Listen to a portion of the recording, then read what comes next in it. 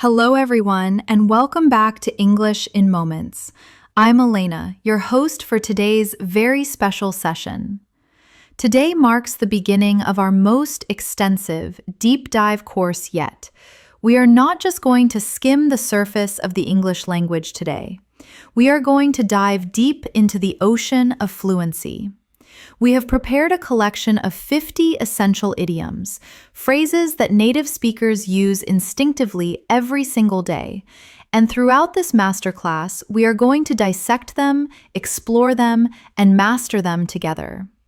If you have ever felt that you understand the individual words in a sentence, but miss the actual meaning, this lesson is specifically for you. Idioms are the color and flavor of the English language. Without them, communication is black and white. With them, it becomes vibrant, specific, and emotional. By the end of this video, you will have a vocabulary that rivals a native speaker, allowing you to express frustration, joy, hesitation, and excitement with perfect nuance. So, get comfortable, grab your notebook, and let's begin this journey right now with our first idiom. Number 1 is to twist someone's arm. Let's start with a phrase that paints a very vivid physical picture. If you imagine this literally, it sounds painful and aggressive, doesn't it? Taking someone's arm and twisting it behind their back is a way to physically force them to submit. However, in the world of idioms, the meaning has softened significantly over time.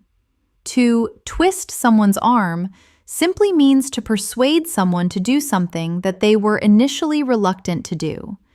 It is about applying pressure, not physical pressure, but social or persuasive pressure. The nuance here is important.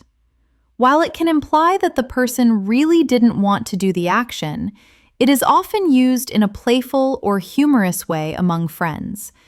It suggests that the person was resistant, but eventually gave in because the offer was too good or the person asking was too charming. Let's look at a social scenario to understand this better. Imagine it is a Friday night.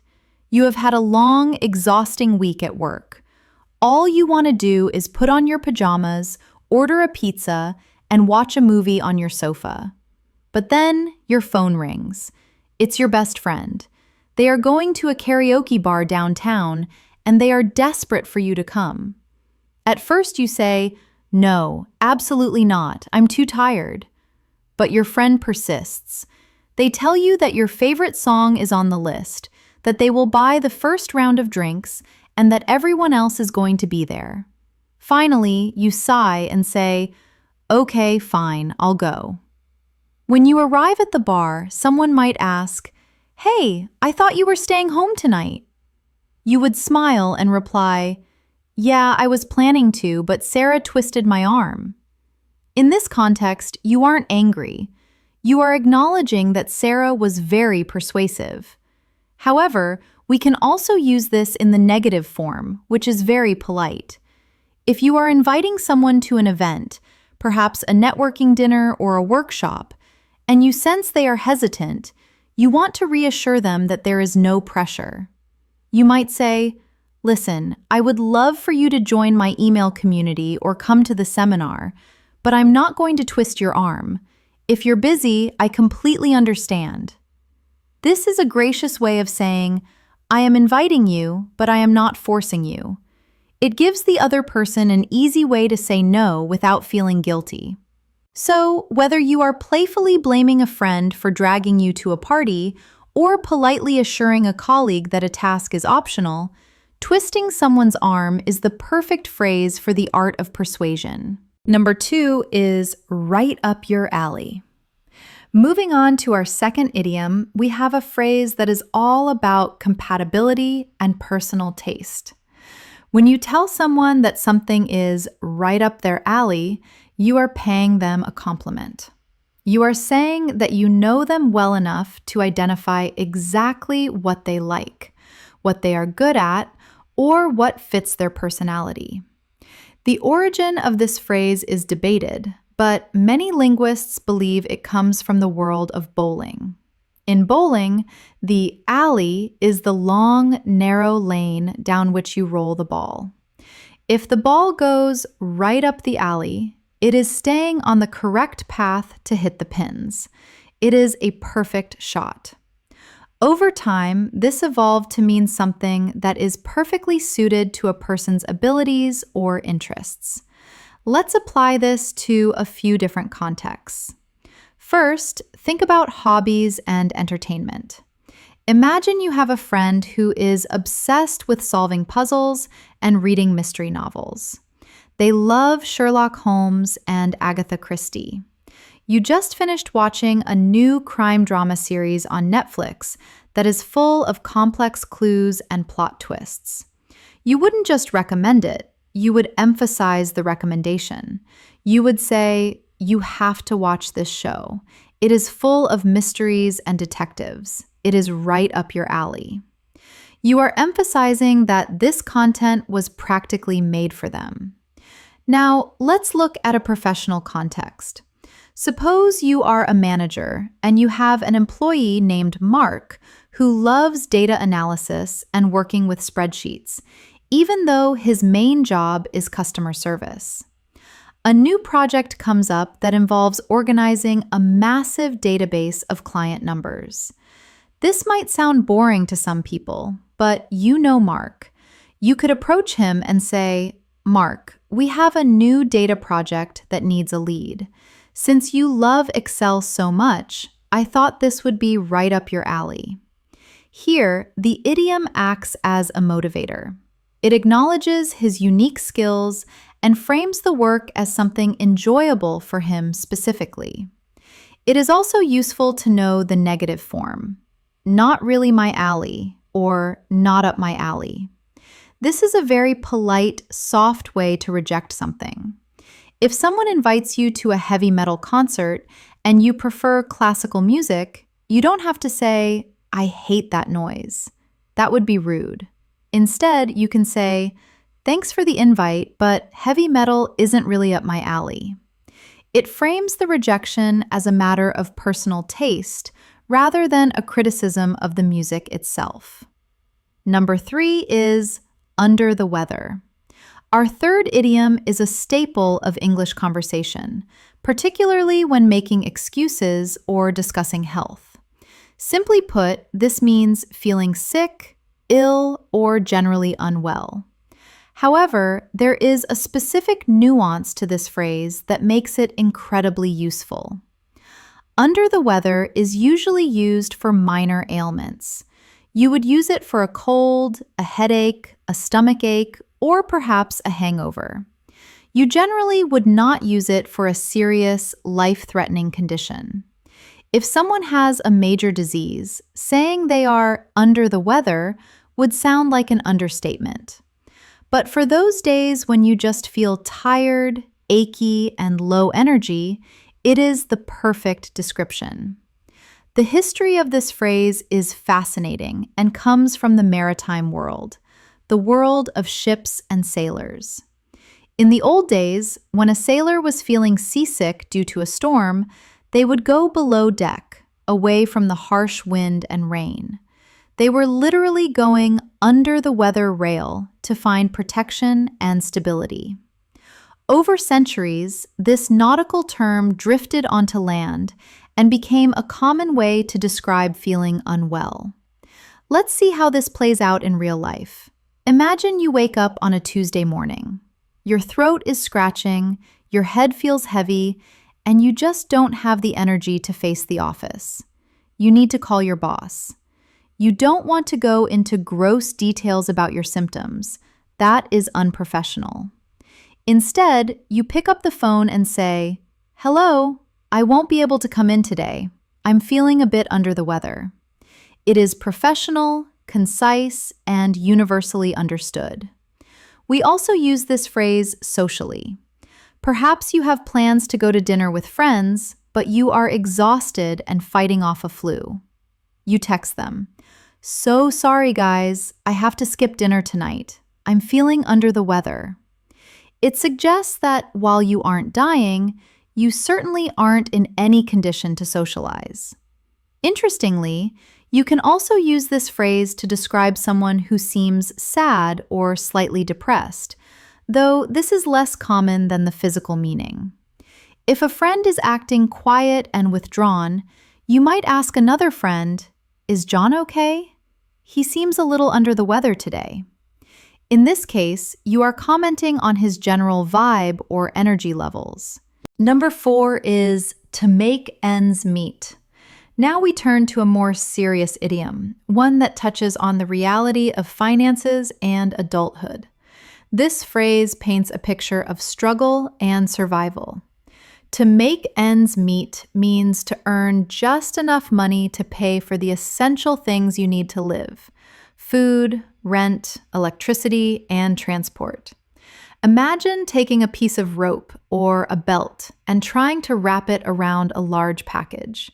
You pull one end and then the other, trying to make them touch, trying to make the ends meet. If you can't make them meet, the package falls apart. Financially, the ends are your income and your expenses. If you can make them meet, you survive the month. If you can't, you are in debt. Because this idiom deals with financial limits, it is very frequently paired with verbs like struggling, trying, or barely. You rarely hear someone say they are happily making ends meet. It almost always implies a challenge. Consider a young couple who have just graduated from university. They have entry-level jobs with low salaries, but they live in an expensive city like London or New York. They have to budget every single dollar. They cook at home instead of eating out. They take the bus instead of taxis. If you ask them how they are doing, they might say, "It's tough right now. We are working hard just to make ends meet." This tells you that they aren't saving money for a vacation. They are working strictly to survive. This phrase is also common in news and journalism, especially when talking about the economy. You might hear a news anchor say, "With the rising cost of inflation and gas prices, more and more families are struggling to make ends meet." It is a powerful phrase because it evokes empathy.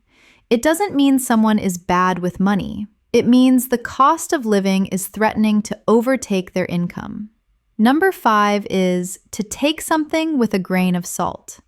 Our 5th idiom is one of wisdom and skepticism. This is an essential piece of advice in the modern world.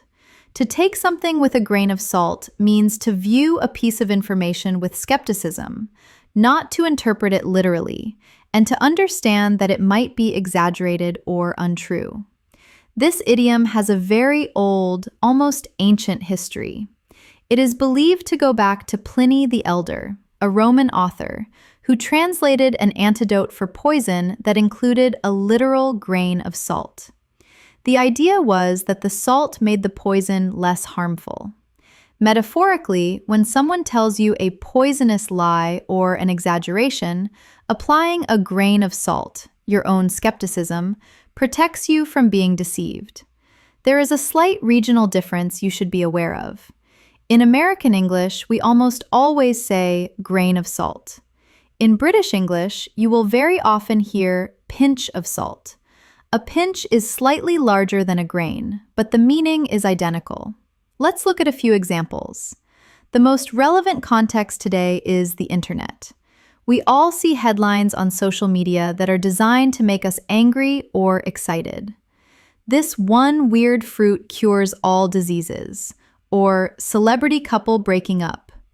If a friend sends you one of these articles, you might reply, "I wouldn't worry too much about that. It's from a tabloid website, so you have to take it with a massive grain of salt."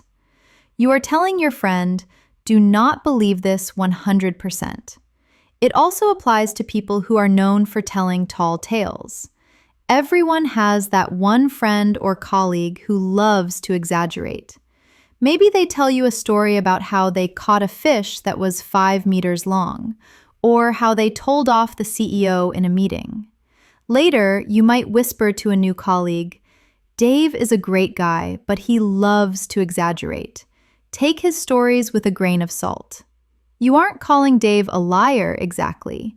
You are just warning the listener to adjust their expectations of the truth. Number 6 is to take a rain check. Next, let's discuss the art of polite rejection. This is a phrase used to decline an invitation right now while suggesting that you would like to accept it at a later date. It is the ultimate tool for maintaining friendships when you are busy. As I briefly mentioned in the intro, this phrase comes from American baseball culture in the late 1800s. Baseball is played outdoors. If you bought a ticket to a game, but it began to rain heavily, the game would be canceled. The stadium would then give the spectators a paper voucher, a rain check, that allowed them to come back and see a different game in the future for free. You couldn't watch the game today, but your ticket was good for later. In conversation, we use this when we genuinely want to see someone, but the timing is wrong. Imagine a colleague asks you, "Hey, a few of us are going to grab sushi after work. Do you want to come?" You love sushi, and you like your colleagues, but you have a deadline tomorrow morning and you need to work late. You can't go. Instead of a flat no, you say, "That sounds amazing, but I'm swamped with work. Can I take a rain check?" This communicates, "I want to go, just not today. Please invite me again." However, there is a nuance here to be careful of. Sometimes people use "I'll take a rain check" as a soft no with no intention of rescheduling. It is a way to be nice. If you ask someone on a date and they say, "I'm busy this week, can I take a rain check?" but they don't suggest a new time, they might just be letting you down gently. But usually, especially between friends, it is a sincere promise to reschedule. Number 7 is to play it by ear. If you are the type of person who hates strict schedules and itineraries, this next idiom is for you. To play it by ear means to handle a situation spontaneously without a definitive plan, deciding what to do as you go along based on how things develop. This phrase has its roots in music. A musician who can play by ear doesn't need to read sheet music. They listen to the notes, feel the rhythm, and reproduce the sound instinctively. They are reacting to the music in the moment rather than following a written script. In daily life, this is the idiom of flexibility. Let's imagine you are planning a weekend trip to a new city with your partner. Your partner asks, "Okay, what is the plan? Do we visit the museum at 9 a.m., lunch at 12, and the park at 2? If you want a more relaxed weekend, you might reply, "Let's not make a strict schedule. We don't know if it will be sunny or raining. Let's just get there and play it by ear." You are suggesting that you will decide your actions based on the circumstances of the moment. It is also very useful in crisis management or uncertain situations. Suppose you are organizing an outdoor wedding. The weather forecast says there is a 50% chance of rain. Your planners ask, "Should we set up the tents now?" You might say, "It looks sunny right now. Let's wait a few hours and play it by ear." You are delaying the decision until you have more information. Using this idiom makes you sound relaxed and adaptable. It shows you are comfortable with uncertainty. Number 8 is to wing it. Related to playing it by ear, but distinct in its feeling, is the idiom to wing it. While playing it by ear implies flexibility and reacting to the situation, winging it usually implies a lack of preparation. It means to do something, often a performance, a speech, or a test, without having prepared or studied for it at all. This comes from the theater. In the past, if an actor had to step onto the stage suddenly to replace someone, they might not have learned the lines. They would stand in the wings, the side of the stage hidden from the audience, and quickly try to learn the part, or they would receive prompts from someone standing in the wings. They were performing based on what they got from the wings. They were winging it. In a modern context, winging it can be brave or it can be reckless. Let's say you have a presentation at work on Monday morning. A responsible employee prepares all weekend, but maybe you forgot. You walk into the meeting room with blank slides and no notes. You turn to your coworker and whisper, "I didn't prepare anything. I'm just going to wing it." You are relying on your natural charm and ability to improvise to survive the meeting. We also use it for travel or cooking. "I don't have a recipe for this pasta. I'm just winging it." It implies a sense of adventure and risk. If you succeed, you look like a genius. If you fail, well, people will say, "You shouldn't have winged it." Number 9 is off the beaten path. For the travelers and the adventurers listening, our 9th idiom is off the beaten path. This describes a place, usually a location, a restaurant, or a travel destination, that is not popular, not well known, and not visited by the masses. The imagery here is of a forest or a field. When many people walk the same route day after day, the grass dies and the dirt becomes hard and flat. It becomes a beaten path. It is easy to walk on, but it is where everyone goes. To go off that path is to step into the tall grass, into the unknown. In conversation, this idiom almost always has a positive connotation. It implies uniqueness, authenticity, and discovery. If you are planning a vacation to Italy, you might tell your travel agent, "I've seen Rome and Venice. This time, I want to go somewhere off the beaten path. I want to visit small villages where there are no tourists." You are looking for a secret, special experience. You can also use it metaphorically for career choices or lifestyle choices. If everyone in your family becomes a doctor or a lawyer, but you decide to become a surfboard shaper in Bali, you have chosen a career path that is off the beaten path. You have chosen the unconventional route. Number 10 is to blow off some steam. This is a phrase about emotional regulation and stress relief. To blow off steam means to do an activity that relieves tension, anger, or excess energy so that you can feel calm again. This idiom comes from the industrial age of steam engines. Steam boilers build up immense pressure. If that pressure isn't released safely through a valve, the engine can explode. Humans are the same. If we hold on to our anger and stress, we eventually explode. We need to blow off that steam. Different people blow off steam in different ways. For many, it is physical. After a terrible, frustrating day at the office where everything went wrong, you might go to the gym and punch a boxing bag for an hour. You are blowing off steam. For others, it might be going to a bar and complaining to a friend, or perhaps going for a long drive with loud music. You might hear a parent say about their energetic child, "He's running around the backyard screaming, but that's okay. He's just blowing off some steam." It suggests that the release of energy is necessary and healthy. Number 11 is down to the wire. Speaking of dealing with high pressure, let's look at a phrase that pulses with adrenaline, down to the wire. When a situation comes down to the wire, it means the outcome is undecided until the very last possible moment. It implies tension, uncertainty, and a race against time. To understand the imagery here, we have to look at the history of horse racing in the 19th century. Before high-speed cameras existed to determine the winner of a race, racetracks would stretch a thin wire across the finish line. As the horses sprinted toward the end, the judges would watch to see which horse's nose crossed under the wire first. If a race was close, so close that you couldn't tell who was winning until the final second, it was said to go down to the wire. In modern life, we use this for any situation where a deadline is looming and success is not guaranteed. Let's picture a corporate scenario.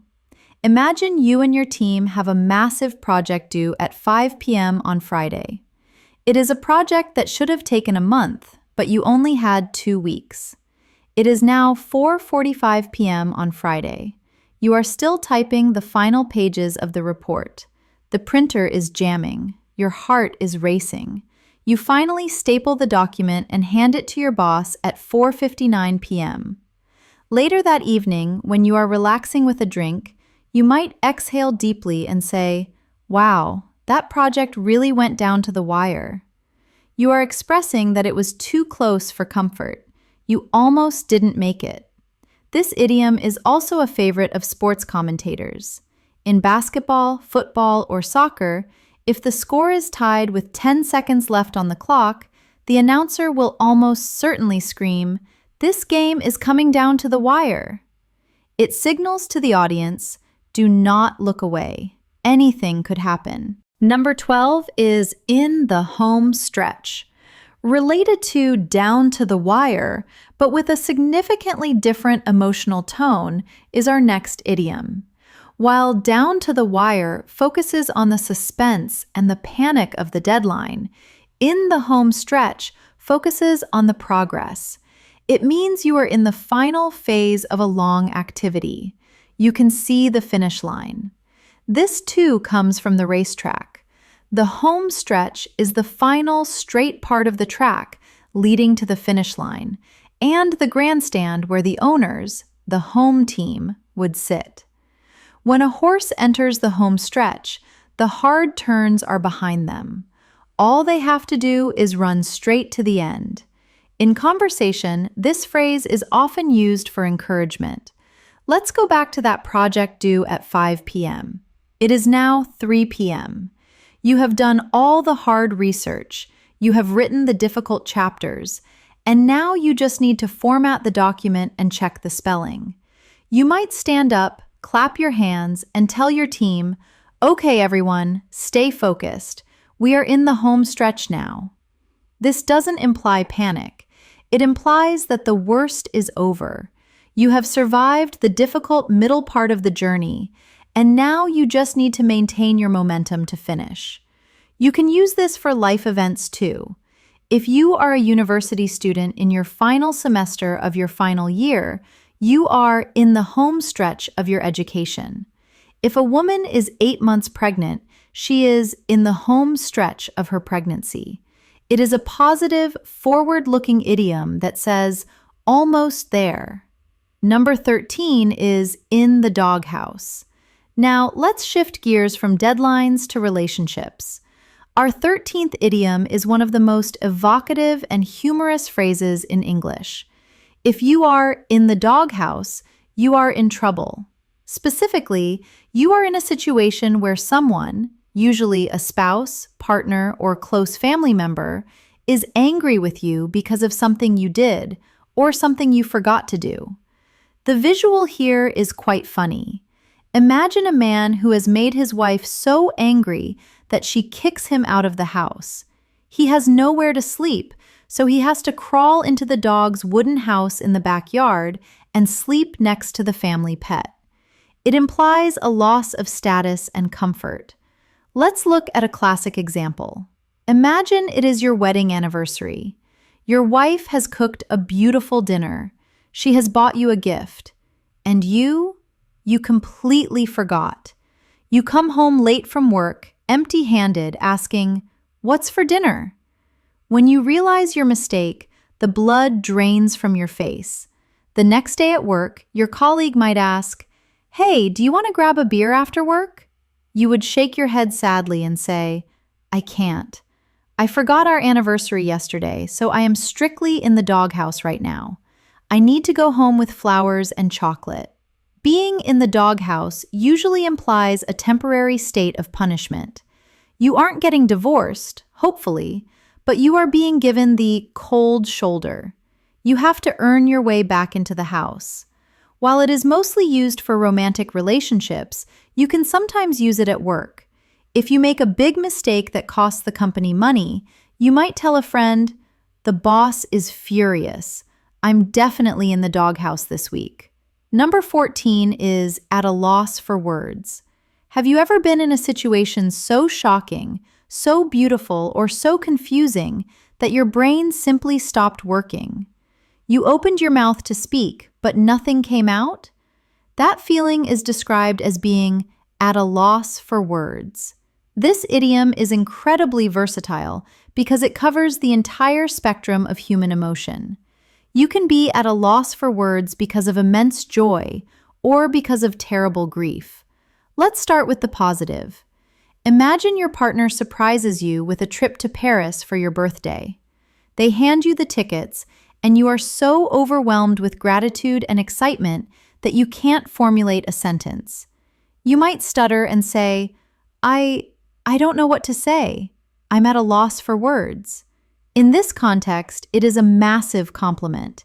It means the gesture was so grand it exceeded the capacity of language. Now, the negative. Imagine you walk into your kitchen and find that your dog has destroyed your sofa. There is stuffing everywhere. The dog is looking at you guiltily. You stare at the mess. You aren't screaming yet. You are just processing the sheer scale of the disaster. You are at a loss for words. It can also be used for stupidity. If someone says something so ignorant or rude that you don't even know how to begin correcting them, you might just shake your head and say, "Honestly, I'm at a loss for words." It is a powerful way to express that a situation has stunned you into silence. Number 15 is in the same boat. Our 15th idiom is one of solidarity and shared struggle. This phrase means that you are in the same difficult or unpleasant situation as someone else. The metaphor is simple but profound. If you are in a small boat in the middle of a stormy ocean, everyone in that boat shares the same fate. If the boat sinks, everyone gets wet. It doesn't matter if you are rich or poor, the captain or the passenger. You are facing the same risk. We use this idiom to build connections with people when things are going wrong. It turns an individual problem into a collective one. For example, imagine a company announces that nobody will get a bonus this year because profits are down. You are upset. You go to the break room and see your manager looking sad. You might think he is safe because he is a manager, but he looks at you and says, "I didn't get a bonus either." We are all in the same boat. This creates a bond. It says, "I understand your pain because I am feeling it too." It is also used for complaining about external factors, like the weather or the economy. If you are waiting for a bus in the pouring rain and another person is standing next to you shivering, you might smile at them and say, "Well, at least we're in the same boat." It is a small way to make a difficult situation feel a little less lonely. Number 16 is to pick up the tab. Now, let's talk about money and social manners. Our next idiom means to pay the bill for something, usually a meal or drinks at a restaurant or bar. The word tab is short for tablet. Centuries ago, if you bought drinks on credit at a tavern, the innkeeper would write your debt on a tablet or a piece of paper. This was your tab. To pick it up meant to take responsibility for that debt and pay it. Today, this phrase is the cornerstone of generosity in social dining. There is often a little dance that happens at the end of a dinner with friends. The waiter brings the bill, the check. You reach for it. Your friend reaches for it. You say, No, put your wallet away. I'm picking up the tab tonight." Using this phrase makes you sound generous and commanding. It is a very polite way to treat someone. It is slightly more casual than saying, "I will pay the bill." However, be careful of the context. If you say, "I'll pick up the tab" on a business lunch, it is a professional gesture. If you are out with a very large group of 20 people, offering to pick up the tab might be a very expensive mistake. You might also hear the phrase running a tab. This means you are at a bar, and instead of paying for every drink individually, you give the bartender your credit card and say, "Keep it open, I'm running a tab." At the end of the night, you close the tab and pay the total. Number 17 is to bend over backwards. Have you ever tried to physically bend your body backwards? Unless you are a gymnast or a yoga master, It is incredibly difficult, uncomfortable, and potentially painful. This physical impossibility gives us our next idiom, to bend over backwards. This means to try extremely hard to help or please someone, often to the point of inconvenience or discomfort for yourself. It implies making a superhuman effort to accommodate someone else's needs. Often, we use this phrase when we feel that our hard work is not being appreciated. It conveys a sense of frustration. Let's picture a scenario. You are a customer service agent. A client calls with a very complicated problem. You stay on the phone for 2 hours. You call 3 different departments. You even stay late at work to fix their issue. The next day, the client calls back and complains that you didn't do enough. You would be justifiably angry. You might tell your boss, "I don't understand why they are complaining. I bent over backwards to help them." The visual image of bending backwards highlights just how much you distorted your own life to assist them. However, it can also be used positively to describe good service. "That hotel is amazing. The staff really bend over backwards to make sure you are comfortable." In this case, it is high praise for their dedication. Number 18 is behind the 8-ball. We return to the world of games for our 18th idiom. This comes from the game of pool, or billiards. In the game of 8-ball, you have to hit your own balls into the pockets. But if the black 8-ball is blocking your path, you can't make a shot. If the white cue ball ends up literally behind the 8-ball, you are in a terrible position. You are blocked. You are likely to lose your turn or foul. In life, being behind the 8-ball means you are in a disadvantageous position. You are stuck. You are facing a difficult situation where your options are limited, and failure is likely unless you pull off a miracle. This is very common in business and project management. Imagine you are launching a new product. Competitors have already released similar products. Your budget has been cut, and your main engineer just quit. You are starting from a position of weakness. You would say, "We are really behind the 8-ball on this launch. We have a lot of catching up to do." It implies that you aren't just starting from zero. You are starting from negative. You have obstacles in your way before you can even begin to make progress. It is a phrase of realism. It acknowledges that the odds are stacked against you. Number 19 is elbow grease. Our 19th idiom is a fun one that sounds a bit gross if you take it literally. Imagine you are scrubbing a dirty pan in the sink. It has burnt food stuck to the bottom. You scrub gently, but nothing happens. To get it clean, you have to lean forward, stiffen your arm, and scrub hard. Your elbow moves back and forth rapidly. Elbow grease simply means hard physical effort, usually involving cleaning, scrubbing, or polishing. It is a humorous way of saying sweat or muscle power. There is a classic joke associated with this. Often, a father might send his young child to the hardware store and say, "Go ask the shopkeeper for a bottle of elbow grease." The child goes to the store and asks, and everyone laughs because elbow grease isn't a product you can buy in a bottle. It comes from inside you. It is the effort. So, if you are helping a friend move house and they are struggling to lift a heavy sofa, you might say, "Come on, put a little elbow grease into it." Or if you are trying to remove a stain from a carpet, you might say, "This stain is stubborn. It's going to take a lot of elbow grease to get this out." While it is mostly physical, you can occasionally use it for mental tasks that are tedious and repetitive, like checking thousands of lines of code. It's not difficult work, it just requires a bit of elbow grease. Number 20 is head in the clouds. This is an idiom for the dreamers. If someone has their head in the clouds, they are not paying attention to the reality around them.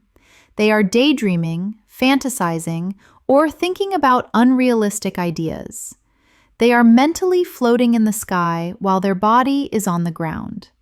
Depending on the context, this can be an affectionate description or a harsh criticism.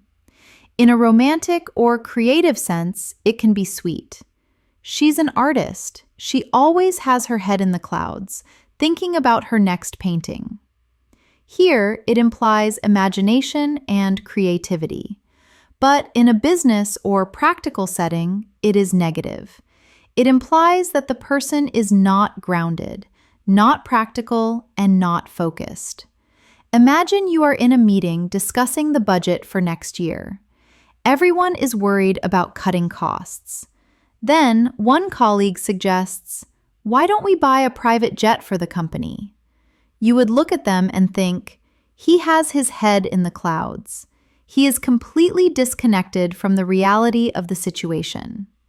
But while some people have their heads in the clouds, true friends stay grounded with you, which leads us to our next expression of loyalty. Number 21 is through thick and thin. If you say that you will stay with someone through thick and thin, you are making a promise. You are saying that you will support them no matter what happens, during the good times and the bad times, during prosperity and poverty.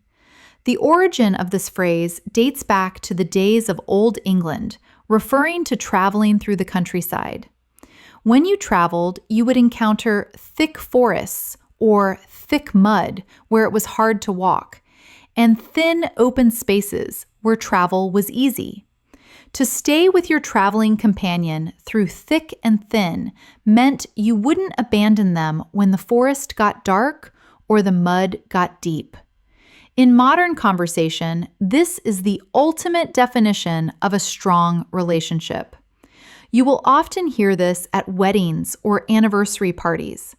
A husband might raise a glass and say to his wife, "We have been together for 30 years, through thick and thin."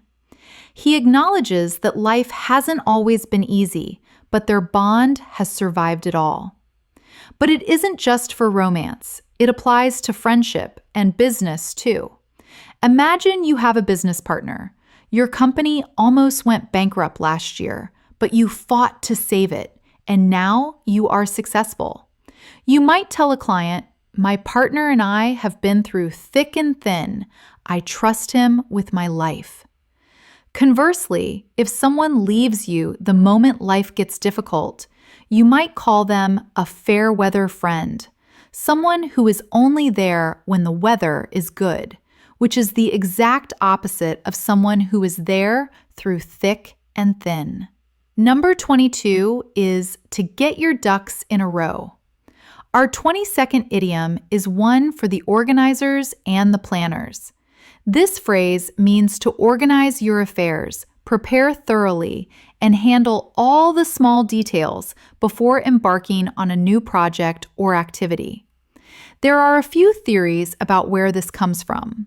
Some say it comes from nature, observing a mother duck leading her ducklings across a pond. If the ducklings are scattered, they are vulnerable to predators. They need to be in a straight line, a row, to move safely and efficiently. Others say it comes from carnival shooting games, where mechanical ducks move in a row and you have to shoot them down. Regardless of the origin, the meaning is clear. Preparation prevents failure. Let's apply this to a professional setting. Imagine you are about to launch a new website for your business. Before you press the launch button, you need to check the spelling, test the links, set up the payment processing, and alert your marketing team. You can't just do it randomly. You would tell your team, "We are launching on Monday, so let's use this week to get our ducks in a row. I don't want any surprises." It is also very common in legal or financial contexts. If you are buying a house, there is a mountain of paperwork to sign. Your lawyer might tell you, before we make an offer on the house, you need to get your ducks in a row regarding your bank loan and your tax documents. Using this phrase shows that you are a responsible, methodical person who values order. Number 23 is all ears. Have you ever been so eager to hear a story that you felt like your entire body turned into one giant listening device? That is the feeling behind our next idiom, to be all ears. To be all ears means you are listening intently, eagerly, and with your full attention. It implies curiosity and excitement. The visual imagery is quite funny. Imagine a donkey or a rabbit perking up its large ears to catch every sound. This is often used as a standalone response. Imagine your friend comes running up to you and says, "You will never guess what happened to me last night. I have the most crazy story to tell you." You wouldn't just say, "Okay, tell me." That sounds boring. Instead, you would lean in, open your eyes wide, and say, "Tell me, I'm all ears." It encourages the speaker. It validates their excitement. It can also be used in a business context to show receptiveness. If a colleague says, "I have an idea on how we can save money on this project," you can reply, "Go ahead, I'm all ears." It signals that you are open to suggestions and you are respecting their input. However, be careful with the tone. If you say it sarcastically, "Oh, really? You have an excuse for being late again? I'm all ears," it can sound very aggressive. But 99% of the time, it is a positive, engaging phrase. Number 24 is to get wind of something. Information travels in mysterious ways. Sometimes we hear things directly, but often we hear rumors, whispers, or secrets that drift through the air. This brings us to idiom 24, to get wind of something. To get wind of something means to hear a piece of information, usually a secret or something private, that wasn't meant for you to hear yet. This phrase comes from hunting. Animals rely on their sense of smell to detect predators. If the wind blows from the hunter toward the deer gets wind of the hunter. It smells him before it can see him. It senses the danger in the air and runs away. In human conversation, we use this when a secret has been leaked. Let's say your office is planning a surprise birthday party for Sarah. You are trying to keep it a secret. But then, Sarah starts asking suspicious questions about why everyone is whispering. You might panic and tell your co-organizer, "I think Sarah got wind of the surprise. We need to be more careful." It is also used in journalism and business. The newspapers got wind of the scandal before the CEO could resign. This implies that the information escaped containment. It suggests that secrets are like scents. They are hard to contain because they float on the breeze. Number 25 is to stick your neck out. Our 25th idiom involves a bit of risk and anatomy. Imagine a turtle hiding inside its shell. It is safe. Nothing can hurt it. But if it wants to see the world or move forward, it has to extend its neck out of the shell. In that moment, the turtle is vulnerable. A predator could attack its neck. To stick your neck out means to take a personal risk, usually to help someone else or to state an unpopular opinion. You are making yourself vulnerable to criticism or punishment. Let's look at a workplace example. Imagine your colleague, Mike, made a mistake that cost the company some money. The boss wants to fire Mike, but you know Mike is a good worker who just had a bad day. You decide to go to the boss's office and defend Mike. You say, "It was my fault too. Please give him another chance." Later, you tell Mike, "I really stuck my neck out for you today. Don't make me regret it." You are emphasizing that you put your own reputation, your neck, on the line to save him. You might also hear the phrase, "I'm not going to stick my neck out." This is a way of saying you are playing it safe. I agree with you that the plan is bad, but I'm not going to stick my neck out and tell the boss. I need this job. Number 26 is out of the loop. In the modern world, information is power. Being included in the flow of information is essential. This brings us to the pair of idioms, in the loop and out of the loop. If you are in the loop, you are informed. You know the updates, the decisions, and the gossip. If you are out of the loop, you are uninformed. You are excluded from the decision-making circle. This likely comes from feedback loops in electrical engineering or command loops in military structures. If a signal isn't part of the loop, it doesn't get processed. Let's imagine you go on vacation for 2 weeks. You completely disconnect. No email, no phone. When you come back to the office, everyone is using new software and talking about a new client. You feel confused. You might say to a colleague, "Can you fill me in? I've been away for 2 weeks and I am completely out of the loop." Being out of the loop can be accidental, like in that example, but it can also be intentional. If your friends are planning a trip, but they don't invite you or tell you about it, they are deliberately keeping you out of the loop. That hurts. Conversely, if you want to stay informed, you might end an email by saying, "Please keep me in the loop regarding this project." It is a professional way of saying, "Do not forget to copy me on future emails." Number 27 is when it rains, it pours. Have you ever noticed that bad luck tends to clump together? You don't just lose your keys. You lose your keys on the day you are late for a meeting, and then it starts raining, and then you step in a puddle. For this phenomenon, we have the idiom, when it rains, it pours. This means that when something happens, usually something bad, it doesn't happen as a single event. It happens in large quantities or all at once. The origin of this phrase is actually a famous advertising slogan from the Morton Salt Company in the early 1900s. In the old days, salt would clump together when it got humid, when it rained, and wouldn't pour out of the shaker. Morton developed a new salt that stayed dry. Their slogan was, "When it rains, it pours," meaning their salt flows freely even in rainy weather. Over time, the meaning shifted to describe an avalanche of events. Imagine you are having a terrible week. Your car breaks down, cost $500. Then your washing machine breaks, cost $300. Then you get a speeding ticket, cost $200. You are overwhelmed. You would throw your hands up and say, "I can't believe this. When it rains, it pours."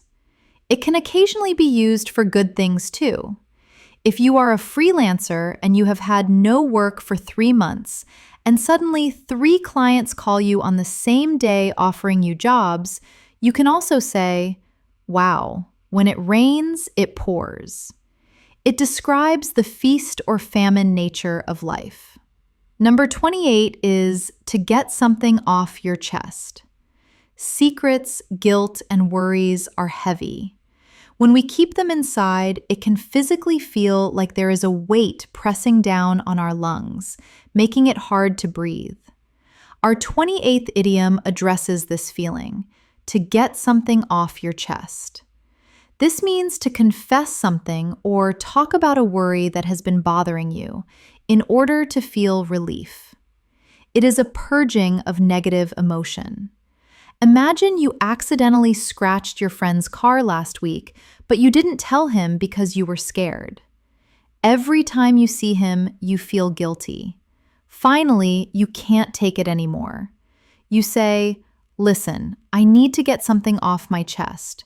I was the one who scratched your car. I'm so sorry.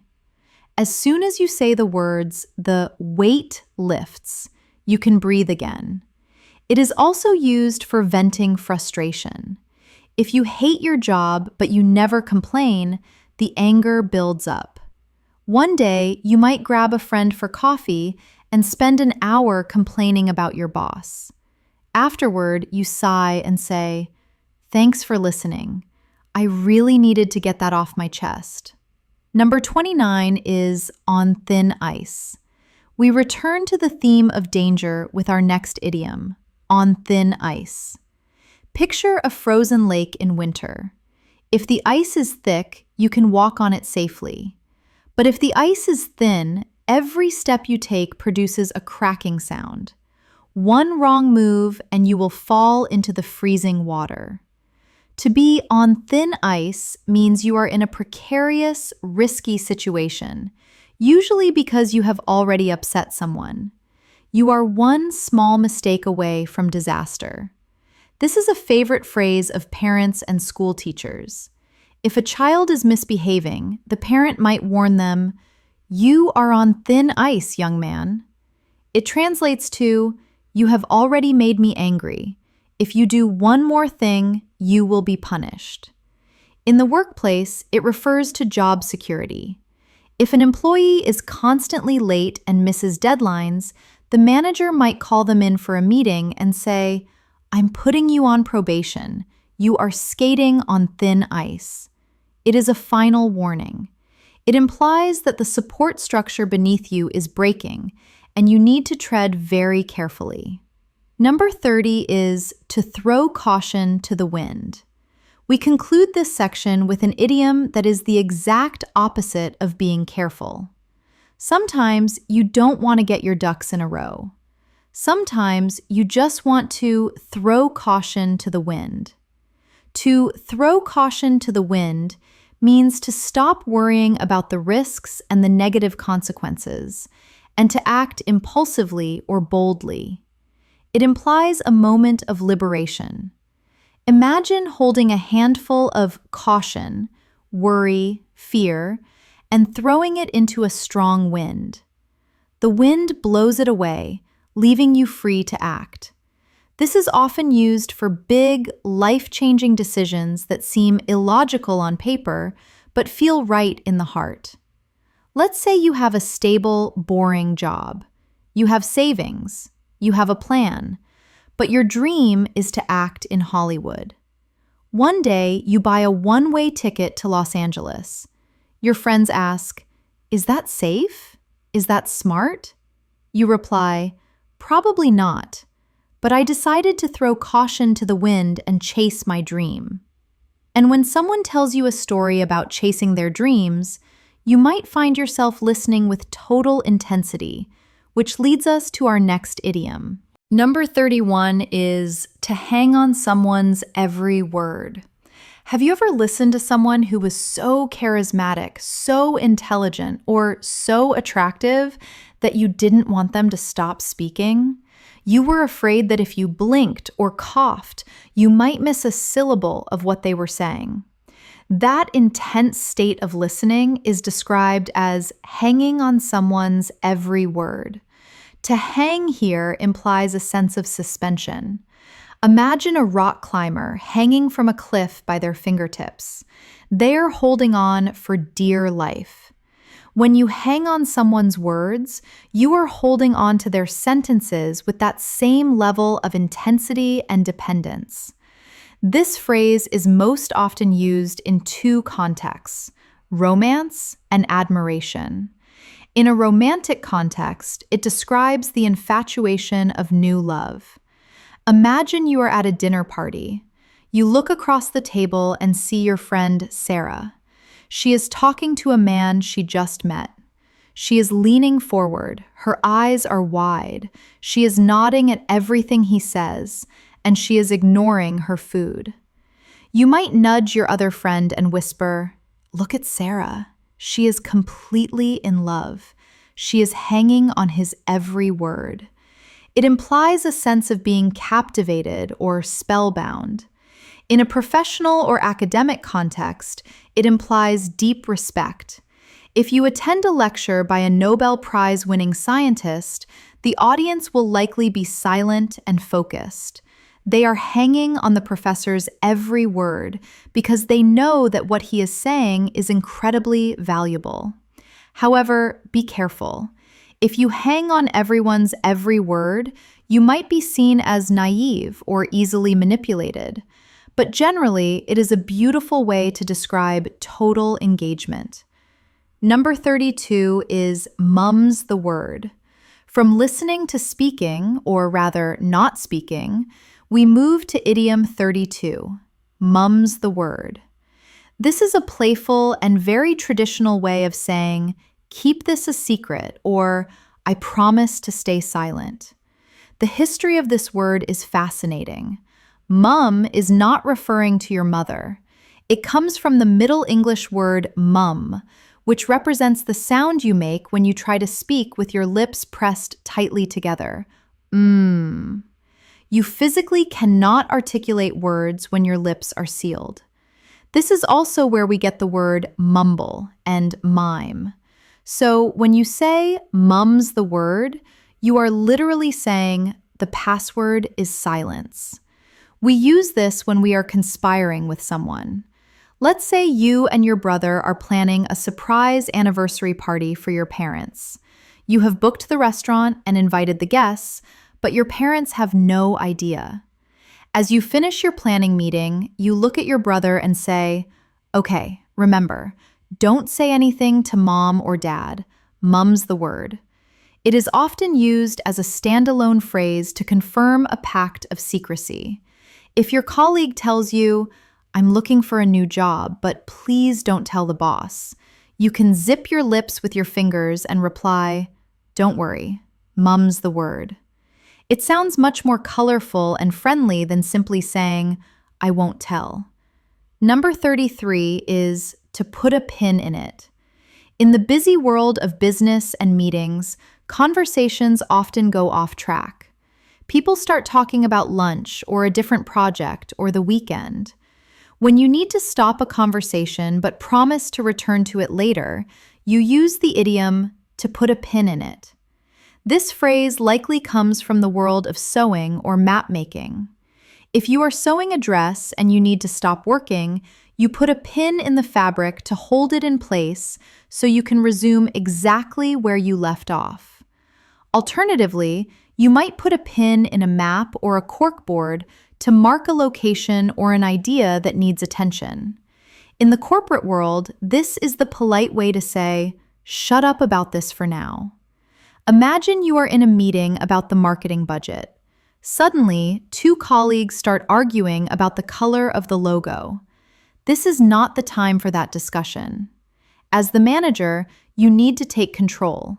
You would say, "Okay, everyone, the logo color is an important topic, but we are here to talk about the budget. Let's put a pin in the logo discussion and come back to it next week." It is a fantastic phrase because it validates the other person's topic. You aren't saying their idea is bad or that you never want to hear it. You are saying, "We will hold this thought safely right here with a pin and return to it." It makes you sound organized and focused. Number 34 is to ring a bell.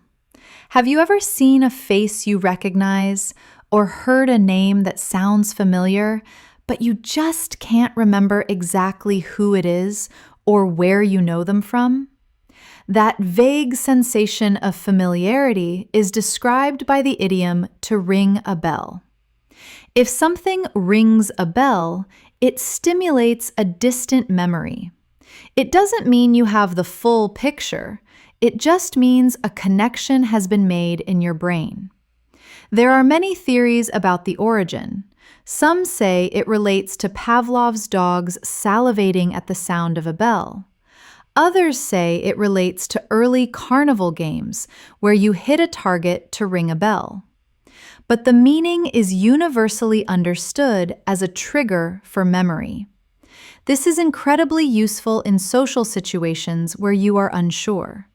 Imagine someone asks, Do you know a man named Gary Robinson?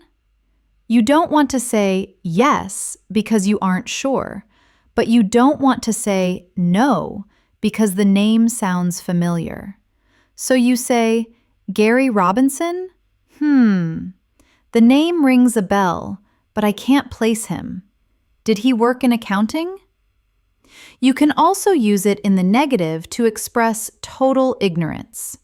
If the police show you a picture of a suspect and ask if you have seen him, you might look closely and say, "Sorry, officer, it doesn't ring a bell." This means the face triggers zero memory in your mind. Number 35 is off the hook. Our 35th idiom brings a sense of immense relief, off the hook.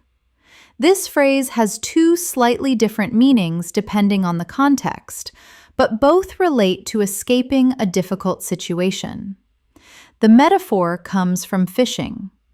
Imagine a fish that has bitten the bait and is caught on the hook. It is in trouble. It is about to be dinner. But then it wiggles and twists until, snap, it falls off the hook and swims away free. In life, being off the hook means you are no longer responsible or no longer in trouble. Meaning 1, escaping an obligation. Imagine you promise to help your friend move house on Saturday. You are dreading it. Moving furniture is heavy and boring. Then, your friend calls you on Friday and says, "Hey, my brother is coming with his truck, so I don't need your help anymore." You hang up the phone and smile. You tell your partner, "I'm off the hook. I don't have to move furniture tomorrow." You have been freed from the obligation. Meaning 2, escaping blame. Imagine something breaks at work and everyone thinks it was your fault. You are worried you might get fired. Then, the IT department checks the logs and realizes it was actually a software glitch, not human error. Your boss tells you, it wasn't your fault. You are now off the hook. You are no longer the suspect. Number 36 is to pay through the nose. Nobody likes to lose money, but it is especially painful when we feel we are being charged too much. When you pay an exorbitant, unfair, or extremely high price for something, you are paying through the nose. The origin of this phrase is quite gruesome and dates back to the 9th century and the Vikings. It is said that when the Danes conquered Ireland, they imposed a heavy tax on the population. If an Irish person could not pay the tax, the Vikings would punish them by slitting or cutting their nose. So, you either paid the money or you paid through the nose in blood. Thankfully, today we only use it metaphorically, but the phrase still carries that sense of pain and resentment. We use this often for things like travel, repairs, and luxury goods. Imagine you wait until the day before Christmas to buy your flight ticket home. The prices are triple the normal rate. You buy it because you have to, but you complain to your friends, "I got a ticket, but I had to pay through the nose for it." Or, imagine your car breaks down in the middle of nowhere. There is only one mechanic. He knows he is the only option, so he charges you $1,000 for a simple repair. You have no choice. You pay through the nose.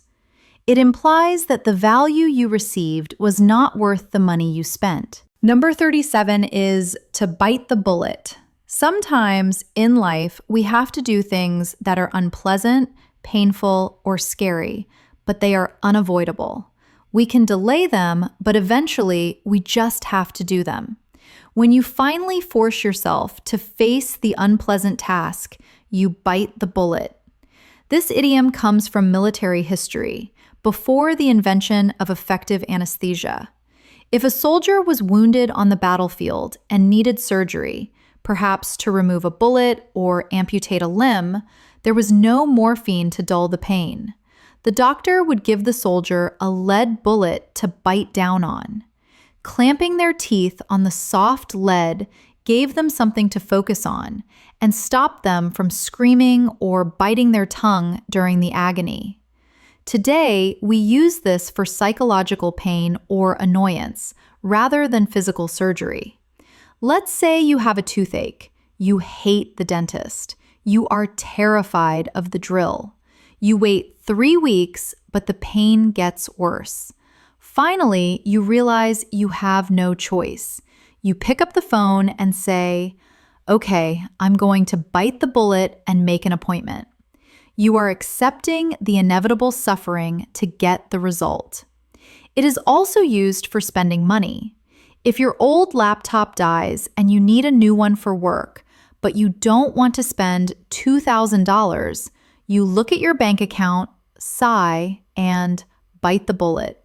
You make the purchase because you have to. Number 38 is to be in a pickle.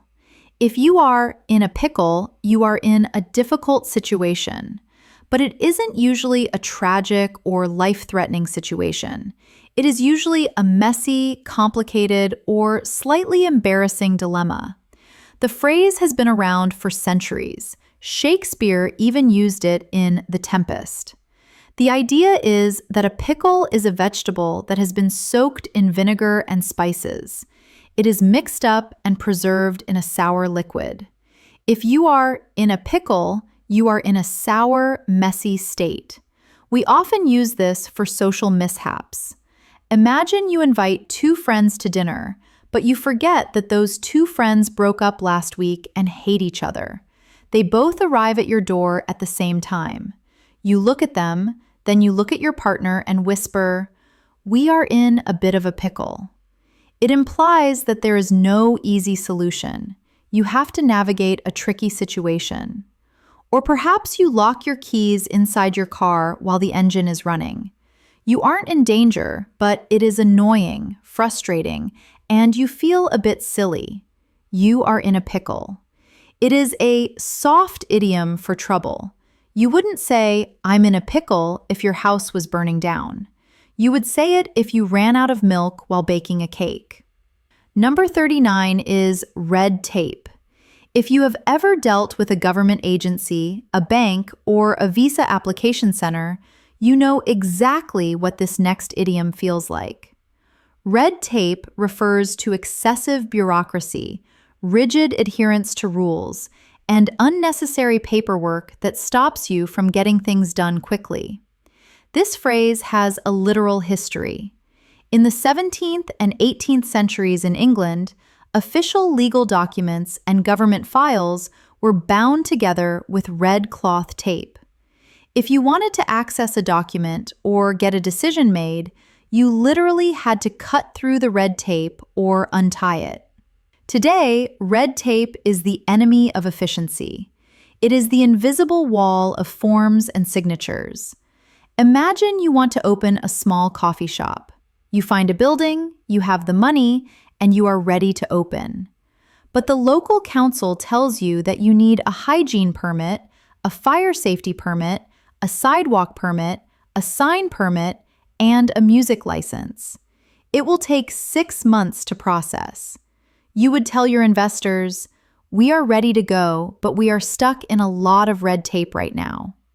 We often use the verb to cut through with this idiom.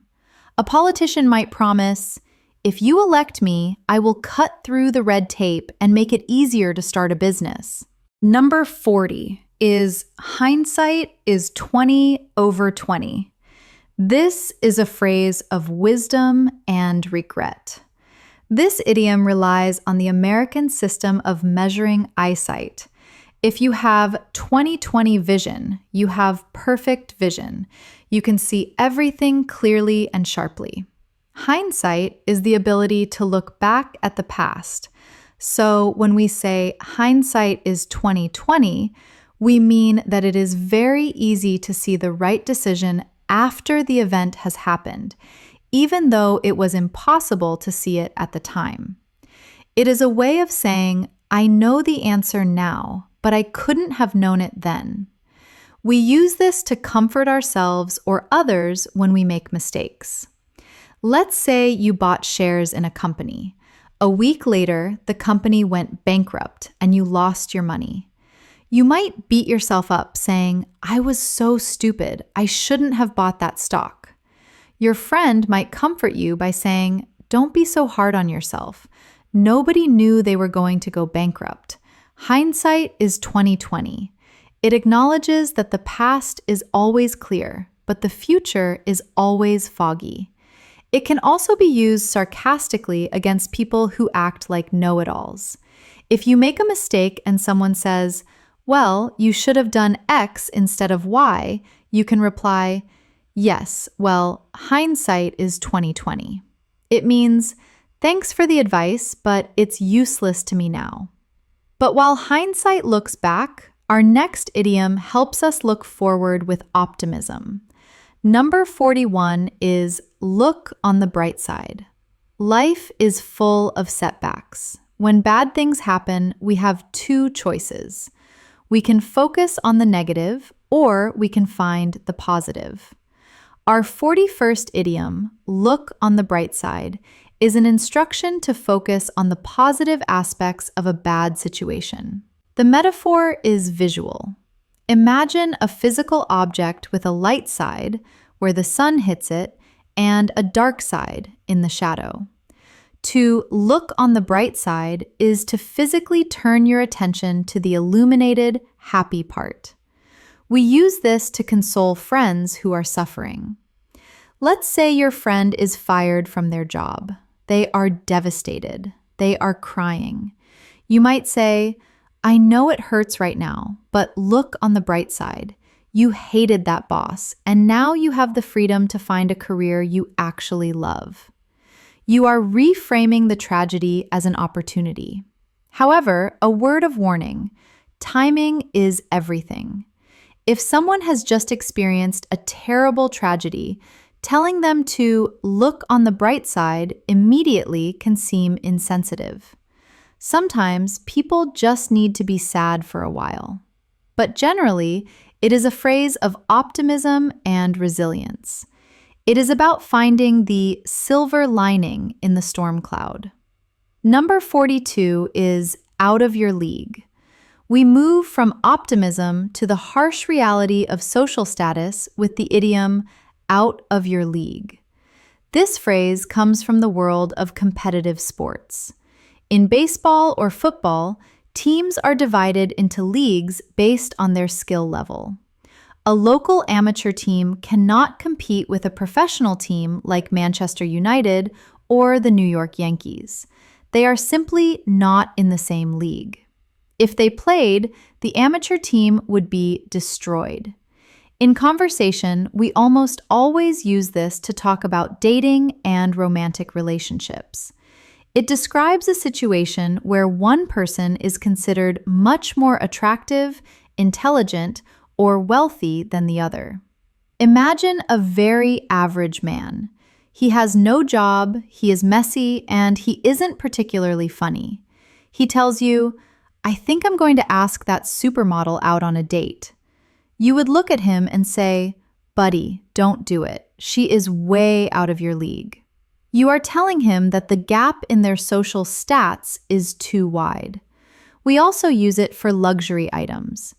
If you are a student with a small budget and you are looking at buying a Ferrari, your father might say, "That car is out of your league. Let's look at a used Toyota instead." It implies that something is unattainable given your current resources. Number 43 is jump on the bandwagon. In the age of viral trends and social media, this next idiom is more relevant than ever. To jump on the bandwagon means to start doing something just because it has become popular or profitable, not because you originally cared about it. The history here is political. In the 19th century in America, politicians would travel through towns on a wagon, carrying a band of musicians, a bandwagon, to attract attention. If the politician was popular, Other people and politicians would physically jump onto the wagon to be associated with his success. They wanted a free ride to victory. Today, we use it to describe people who follow the crowd. It often carries a slightly negative or critical tone. Think about sports fans. When a team is losing, nobody watches them. But the moment that team reaches the finals, suddenly everyone is wearing their jersey and shouting, "We are number one." You might roll your eyes and say, they aren't real fans. They just jumped on the bandwagon because the team is winning. It also applies to business trends. When artificial intelligence became popular, every company suddenly started calling themselves an AI company. They were jumping on the bandwagon to attract investors. It suggests a lack of originality or loyalty. Number 44 is to cloud one's judgment. We pride ourselves on being logical, rational human beings, but often emotions get in the way. When our ability to make smart decisions is ruined by our emotions, we say that something has clouded our judgment. The visual is clear. If you are flying a plane or driving a car and a thick cloud or fog descends, you cannot see where you are going. You might crash. In this idiom, the cloud is usually anger, love, greed, or jealousy. Let's look at a business example. Imagine a manager needs to hire a new assistant. He interviews a woman who is very unqualified, but she is the daughter of his best friend. He hires her anyway. Later, she makes a huge mistake. The manager's boss might say, "Why did you hire her? You knew she wasn't ready." The manager would admit, "I know. My friendship with her father clouded my judgment." It is a way of admitting that you lost your objectivity. In legal dramas, you often hear lawyers say, "Your Honor, the witness is angry, and that is clouding his judgment." It implies that the person is not a reliable source of truth because their vision is obscured by their feelings. Number 45 is Monday morning quarterback. This is a distinctly American idiom, but it is used globally in business contexts. A Monday morning quarterback is someone who criticizes and judges a situation after it has already happened, claiming they would have done it better. In American football, games are played on Sundays. The quarterback is the leader of the team who decides the plays. On Sunday, the quarterback has to make split-second decisions under immense pressure. On Monday morning, fans sit in their offices and say, "Why did he throw the ball there? That was stupid. I would have run the ball." It is easy to be right when you aren't on the field. In the office, imagine you lead a project that fails. During the project, nobody offered to help. But after it fails, a colleague says, "Well, obviously you should have used a different software. I knew that would happen." You would reply, "Stop being a Monday morning quarterback. It's easy to criticize now that it's over." It is a phrase used to shut down unhelpful retrospective criticism. Number 46 is to weather the storm. Our 46th idiom returns us to the sea. To weather the storm means to endure a dangerous or difficult situation without being destroyed, and to survive until things get better. When a ship is caught in a hurricane, it cannot turn back. It cannot stop. It has to endure. It has to stay afloat until the clouds clear. We use this for long-term difficulties. The most common context is economic. During a recession, sales drop and businesses close. A CEO might give a speech to his employees saying, "This year will be hard. We won't get bonuses. But if we work together, we can weather the storm and come out stronger next year." It is also used for personal scandals or crises. If a celebrity is involved in a scandal, they might disappear from the public eye for a few months. They are weathering the storm. waiting for the public to forget and the anger to fade away so they can return to their career. Number 47 is raining cats and dogs. This is perhaps one of the first idioms English learners are taught, yet it remains a classic. It is raining cats and dogs simply means it is raining incredibly heavily. The origin of this phrase is debated by historians. Some say it comes from Norse mythology, where cats symbolized heavy rain and dogs symbolized wind.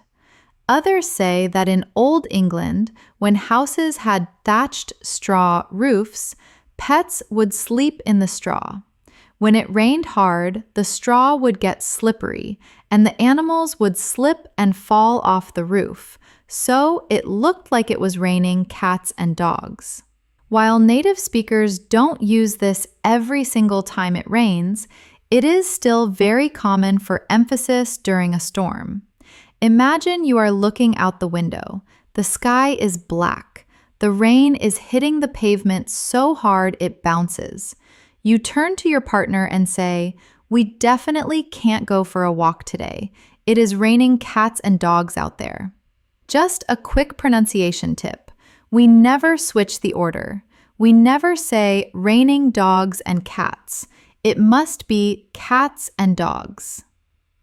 Number 48 is to pull some strings.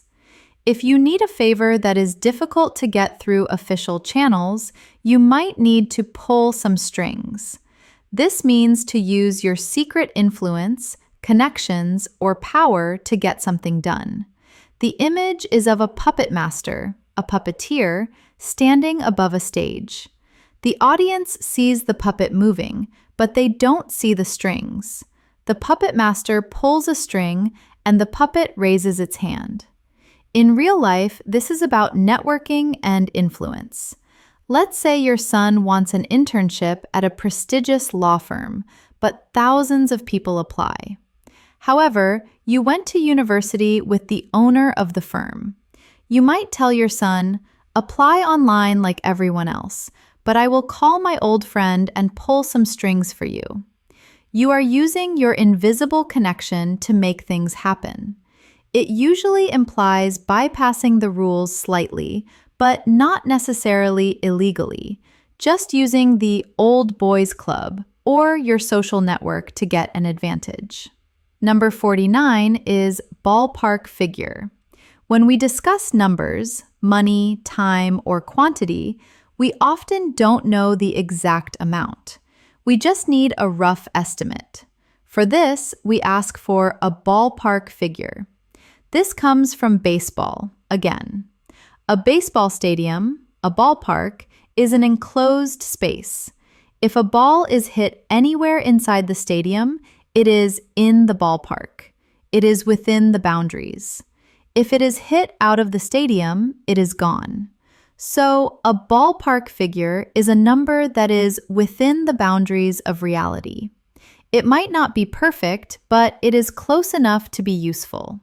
Imagine you ask a contractor how much it will cost to renovate your kitchen. He says, "Well, I need to measure the cabinets and check the plumbing." You interrupt him and say, "I know you can't be exact yet. Just give me a ballpark figure. Are we talking $5,000 or $50,000? You are asking for a range so you can decide if you can afford it. You can also use the phrase "in the ballpark" to mean close. If you guess that a house costs $500,000 and the real price is $510,000, the real estate agent might say, "You are definitely in the ballpark."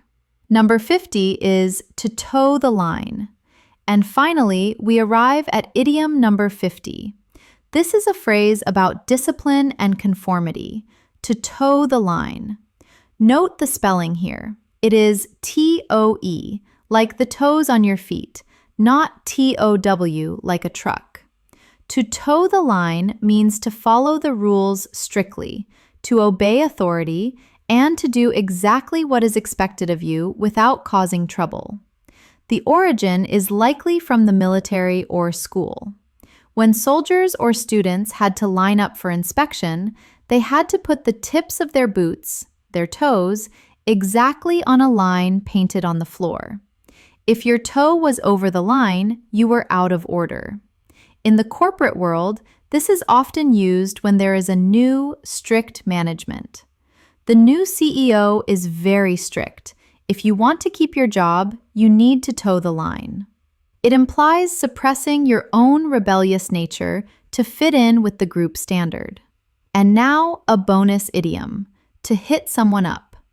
As a little thank you for finishing this entire masterclass, I want to give you a very modern, very common slang phrase. This doesn't mean physical violence.